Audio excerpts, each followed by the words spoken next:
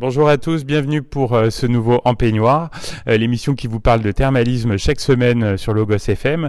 J'ai pris aujourd'hui la direction de Bourbon-Lancy, en Saône-et-Loire, mais pleinement dans l'Auvergne thermale.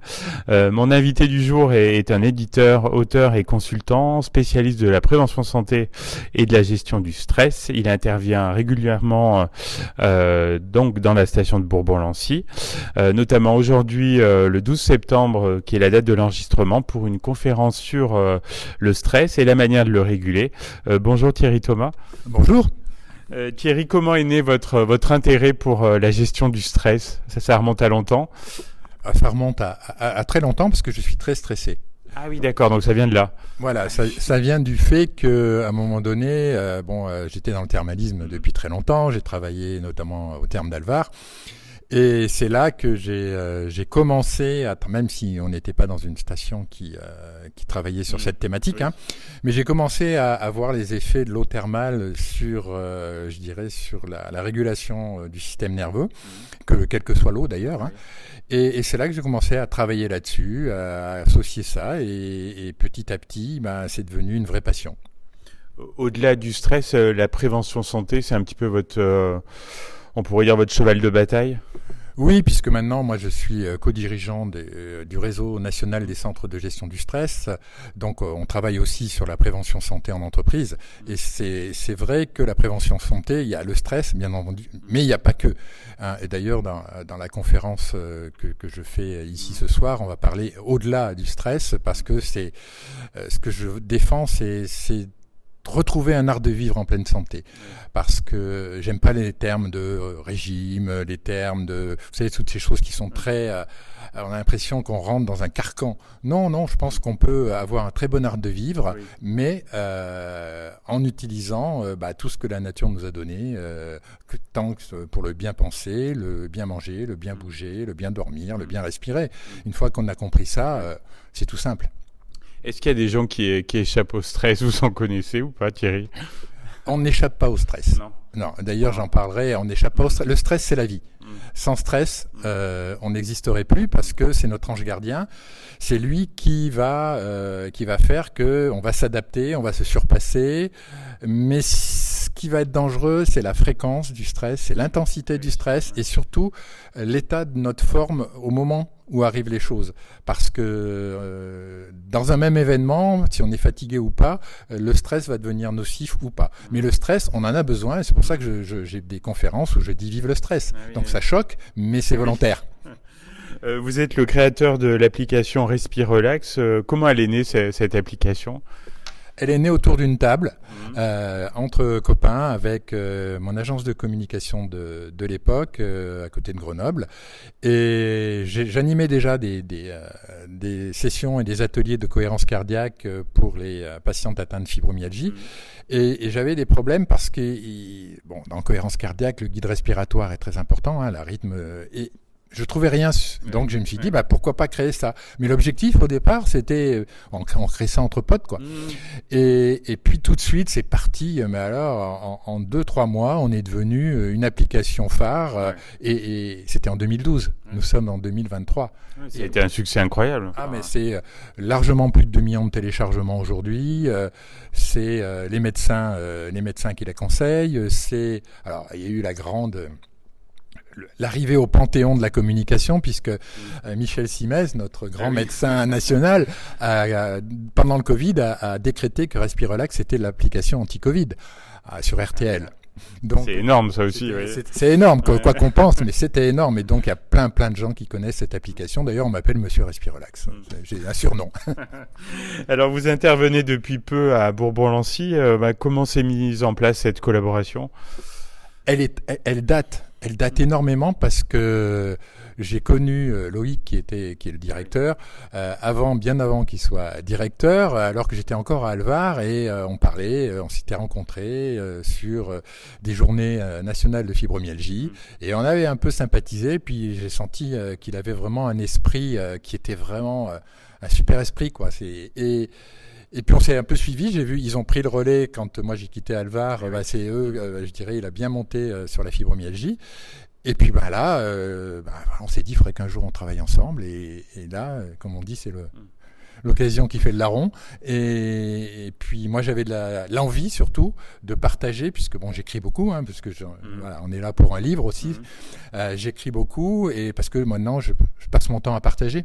Donc ici je fais pour chaque cure, je fais des sessions de cure, je fais des conférences pour les curistes sur le stress et sur la nutrition. Voilà, c'est les deux thématiques cette année. Après on verra ce que ça va donner. On va continuer d'en parler après une petite pause musicale. On se retrouve tout de suite, Thierry Thomas. Merci beaucoup. Deuxième partie de ce En Peignoir enregistré à Bourbon-Lancy. Je suis toujours avec Thierry Thomas, qui est un spécialiste de la gestion du stress et qui va proposer donc justement aujourd'hui, le 12 septembre, une conférence sur comment réguler son stress. Thierry, quel est votre objectif avec ce temps fort pour le public ? Alors mon objectif aujourd'hui, c'est vraiment de transmettre un maximum d'informations que j'ai pu capitaliser, tester, valider dans mes plus de 20 ans de thermalisme. Parce que j'ai testé énormément de choses, j'ai rencontré énormément d'experts, de spécialistes dans tous les domaines, qui vont du stress à la nutrition, en passant par le sommeil, la respiration, etc. Et en fait, ça faisait un petit moment qu'on me le demandait d'écrire, parce que j'écris pas mal de livres, d'écrire un livre autour de mon expertise et mon expérience, parce que je suis pas médecin. Et donc j'ai sorti, là il sort juste maintenant, un livre qui s'appelle Mon programme anti-stress en 7 jours. Et c'est de là que l'idée est venue de dire, bon voilà, on va à travers cette conférence, montrer comment on peut intégrer tous les mécanismes de régulation du stress en 7 jours. Donc voilà, l'objectif aujourd'hui, c'est de fêter la sortie de ce livre avec cette conférence qui va présenter en fait assez rapidement tout ce qui est dans le livre.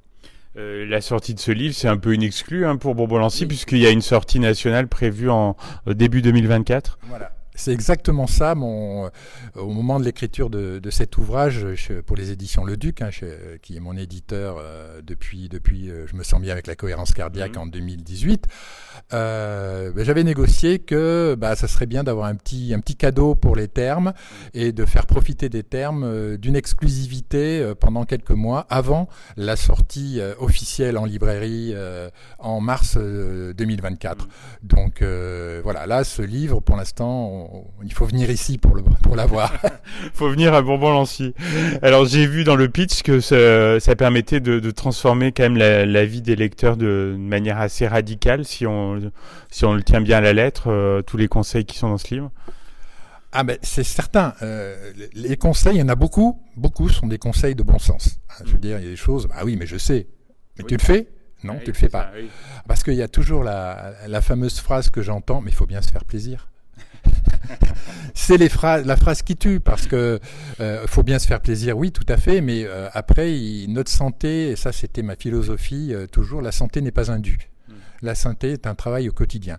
Donc effectivement, à travers ce livre, j'explique comment on peut, en 7 jours, réintégrer toutes les bonnes pratiques de santé. Et après, il faut les mettre en route, quoi. Mais avec des pratiques qui vont agir très vite. Que ce soit la respiration, ça agit très vite. L'alimentation, ça agite assez vite. Et après, il y a retrouver le bon sommeil, bien penser, bien bouger. Il y a plein de choses. Et ce qui est intéressant dans cette approche, c'est que tout est interdépendant. C'est-à-dire qu'à partir du moment où on améliore une des sphères, les autres vont en profiter. Et c'est pour ça que moi, mon approche est de dire, quand vous commencez toujours par ce qui est le plus simple pour vous. Si pour vous, aller marcher une demi-heure par jour, c'est simple, commencez par ça. Si pour vous, c'est l'alimentation qui est facile à réguler, commencez par ça. Oui, ça fera boule de neige après. Voilà, et ça va vous donner envie d'aller plus loin. Parce que si vous commencez par vouloir monter l'Everest alors que vous avez jamais fait autre chose que la colline d'à côté de chez vous, vous n'y arriverez pas. C'est comme le coureur qui veut faire le marathon en un mois.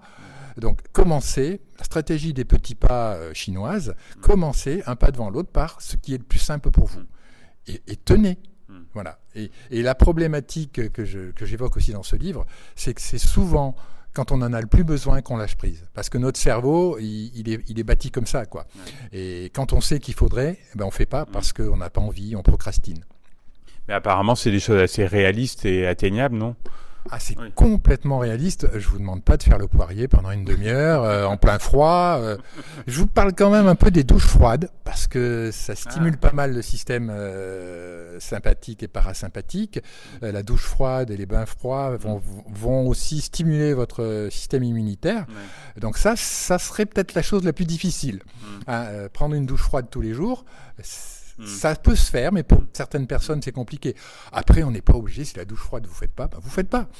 Mais il y a des tas d'autres choses. Donc, tout est atteignable, puisque j'ai testé ça sur des centaines de curistes. Puis dans le thermalisme, on a aussi des parcours chaud-froid. Ça peut être aussi, dans les spas, quelque chose qui peut être intéressant.